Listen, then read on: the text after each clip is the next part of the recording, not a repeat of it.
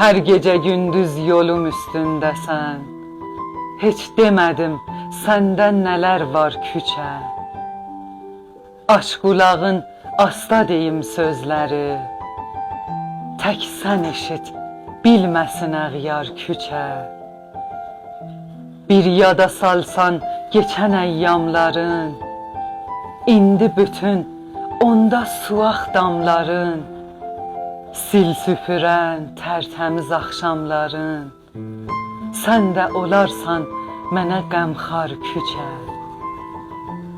Ondakı gündüz tükanın təxtələr, axşam olar işçilər işdən gələr, əkincilər, bazarçılar, mirzələr, peşvaza qaşmaqda uşaqlar küçə.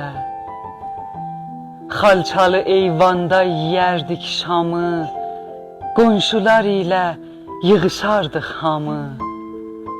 Hər gecə bir evdə nağıl başlanır, ax bu gecə bizdə nağıl var küçə. Məcməçələr şəbçərələrdən dolu, Məşbabanın qəlyanının qol-qolu. Çay gətirən kimdir, yorulmaz qolu. Yadda qalıb hansı nağıllar küçə. Ax bu nağıl yetməyəcək fərcama, ay pacadan əksi düşübdür cama. Bəlkə də ulduzlar əniblər dama, qaldı qulaq verməyə divar küçə.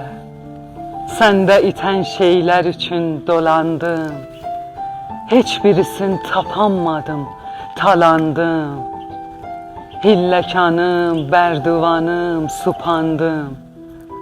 Sən də fikirləş, məni axtar küçə. Sən də fikirləş, məni axtar küçə.